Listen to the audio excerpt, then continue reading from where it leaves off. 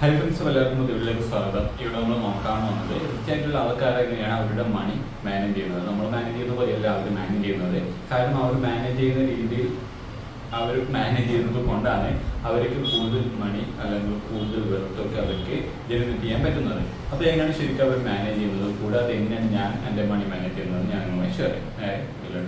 അവർ മെയിനായിട്ട് 4 കാറ്റഗറീസിലാണ് അവരുടെ മണി സ്പെൻഡ് ചെയ്യുന്നത്. നമ്മൾക്ക് എല്ലാവർക്കും അറിയുന്ന 5 കാറ്റഗറീസ്, 4-5 കാറ്റഗറീസിലാണ് മെയിനായിട്ട് അവർ മണി സ്പെൻഡ് ചെയ്യുന്നത്. അപ്പോൾ ഈ ഒരു കാറ്റഗറി തന്നെ നമ്മൾ ഫോളോ ചെയ്താൽ നമ്മൾക്ക് നല്ലൊരു വെൽത്ത് അല്ലെങ്കിൽ ആയിട്ടുള്ള ഒരു സിറ്റുവേഷനിലേക്ക് നമ്മൾ എത്തിക്കാൻ പറ്റും. അപ്പോൾ ഏതൊക്കെയാണെന്ന് നോക്കാം.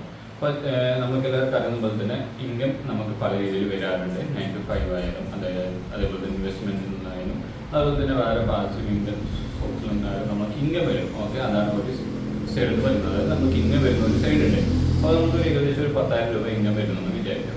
അങ്ങനെയാണെങ്കിൽ ഫിക്സ് ചെയ്യുന്നത് നേരിട്ട് നമ്മളൊക്കെ ചെയ്യുന്നത് എന്താണ്, നേരിട്ട് അവർ നമ്മൾക്ക് കൊടുക്കാനുള്ള കടങ്ങളും മറ്റു കാര്യങ്ങളൊക്കെ കൊടുത്ത് അവർ 6,000 രൂപയ്ക്ക് അങ്ങനെ സ്പെൻഡ് ചെയ്യും. വീട്ടിലൊക്കെ കുറച്ച് പൈസ എമൗണ്ട് കൊടുക്കും. അതുപോലെ തന്നെ നമ്മുടെ ചിലവിന് വേണ്ടി പൈസ എടുക്കും.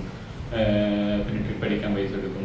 അതുപോലെ തന്നെ ഇതുപോലുള്ള കാര്യങ്ങൾ ചെയ്യും. അപ്പോൾ പിന്നെ അവസാനം പിന്നത്തെ മാസം ആകുമ്പോൾ നമ്മുടെ കയ്യിൽ ഒരു പൈസ പോലും ഉണ്ടാകത്തില്ല. നെക്സ്റ്റ് മന്ത് വരെ നമ്മൾ ആ ഒരു സാലറിക്ക് വേണ്ടി അല്ലെങ്കിൽ ആ ഒരു പേ ഔട്ടിന് വേണ്ടി നമ്മൾ വെയിറ്റ് ചെയ്യേണ്ടി വരും.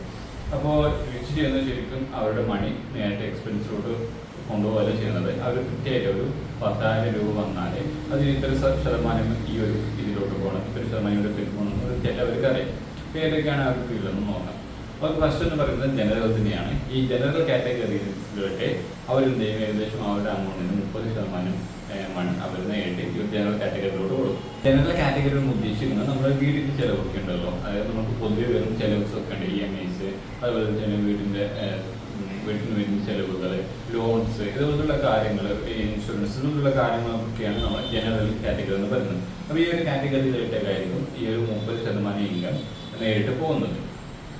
ഓക്കെ, സെക്കൻഡ് കാറ്റഗറി എന്ന് പറയുന്നത് ടാക്സ് ആണ്. ഓക്കെ, നമ്മളിപ്പോൾ ഒരു എമൗണ്ട്, ഇത്ര ഒരു എമൗണ്ടിന് മുകളിലാണ് നമ്മൾ ഏൺ ചെയ്യുന്നതെങ്കിൽ നമ്മൾ എന്തായാലും നമ്മൾ ലീവ് ചെയ്യുന്ന കൺട്രിയിലോ കൺട്രിയിലോട്ട് നമ്മൾ ടാക്സ് കൊടുക്കേണ്ടതുണ്ട്. അപ്പോൾ ആ ഒരു 30% റവന്യൂ നമ്മൾ ജനറേറ്റ് ചെയ്യുന്നതിൻ്റെ 30% റവന്യൂ നേരെ നമ്മൾ ടാക്സ് ആയിട്ട് കൊടുക്കണം. അപ്പോൾ അതാണ് പറയുന്നത്. അപ്പോൾ ഏകദേശം 60% റവന്യൂ അവിടെ തന്നെ കഴിഞ്ഞു. ജനറലാണ് ആദ്യത്തെ കാറ്റഗറി. ഈ ഒരു കാറ്റഗറിയിലോട്ട് 30% റവന്യൂ പോകും. അതുപോലെ തന്നെ ടാക്സിലോട്ട് 30% പോകും. പിന്നെ വരുന്ന ഒരു 10% അവരെന്ത് ചെയ്യാൻ ചോദിക്കുകയാണെങ്കിൽ ഡൊണേറ്റ് ചെയ്യും. ഓക്കെ, അങ്ങനെ അവർ ചെയ്യാറ്. ഓക്കെ, അവർക്ക് കിട്ടുന്ന ഒരു എമൗണ്ട് അവർ ഡൊണേഷനായിട്ടോ അല്ലെങ്കിൽ മറ്റുള്ളവർക്ക് സഹായിക്കാൻ പറ്റുന്ന രീതിയിൽ ആ ഒരു എമൗണ്ട് സ്പെൻഡ് ചെയ്യും.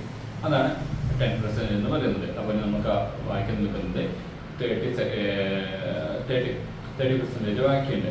അപ്പോൾ ഇതിൽ 20% റവന്യൂ അവർ എന്ത് ചെയ്യണം ചോദിക്കുകയാണെങ്കിൽ അവരുടെ ബിസിനസ്സിനെ വരും.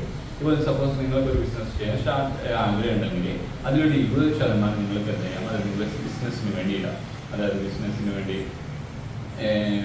സാധനങ്ങൾ വാങ്ങിക്കാനോ, അല്ലെങ്കിൽ ഡൊമൈൻ നെയിം വാങ്ങിക്കാനോ, ഹോസ്റ്റിംഗ് വാങ്ങിക്കാനോ, അതല്ലെങ്കിൽ വെബ്സൈറ്റ് ക്രിയേറ്റ് ചെയ്യാനോ, ആപ്പ് ക്രിയേറ്റ് ചെയ്യാനോ, ഇതുപോലുള്ള കാര്യങ്ങൾക്ക് വേണ്ടി നമുക്ക് എന്ത് ചെയ്യാം, നമ്മുടെ ആ 20% റവന്യൂ നമുക്ക് നേരെ ആ ഒരു ഓപ്പറേഷൻ, ആ ഒരു ബിസിനസ് റൺ ചെയ്യാൻ വേണ്ടി നമുക്ക് സ്പെൻഡ് ചെയ്യാൻ പറ്റും.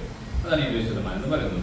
പിന്നെ വരുന്നത് 10% മാത്രമേ ഉള്ളൂ. നമ്മുടെ ഇന്ത്യയിൽ നിന്ന് 10% മാത്രമേ അവന് ബാക്കിയുള്ളൂ. അപ്പോൾ ഈ 10% എന്ത് ചെയ്യണം ചോദിക്കുകയാണെങ്കിൽ ഈ 10% വെച്ച് നമ്മൾ വെൽത്ത് ക്രിയേറ്റ് ചെയ്യാനുള്ള മെറ്റീരിയൽസോ അല്ലെങ്കിൽ വെൽത്തിന് വേണ്ടി ഒരു 10% നമുക്ക് സ്പെൻഡ് ചെയ്യാം. എങ്ങനെ വെൽത്തിന് വേണ്ടി സ്പെൻഡ് ചെയ്യാം, അത് നമുക്ക് ഇൻവെസ്റ്റ്മെൻറ്റ് ചെയ്യാം, SIP ചെയ്യാം, അല്ലെങ്കിൽ സ്റ്റോക്ക് മാർക്കറ്റിലോ മ്യൂച്വൽ ഫണ്ടിലോ അതല്ലെങ്കിൽ ഗോൾഡിലൊക്കെ നമുക്ക് ഇടാൻ പറ്റും.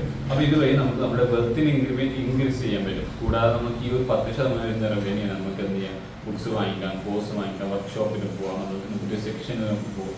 പുതിയ ആൾക്കാരുമായി ഇൻ്ററാക്ട് ചെയ്യാൻ വേണ്ടി പുതിയ വർക്ക്ഷോപ്പിനോ സെക്ഷൻസോ അതേപോലെ തന്നെ പുതിയ ലൈവ് ഇവൻറ്റ്സിനോ ഇതിനൊക്കെ വേണ്ടി നമുക്ക് എന്ത് ചെയ്യാം, ഈ 10% റവന്യൂ സ്പെൻഡ് ചെയ്യാം.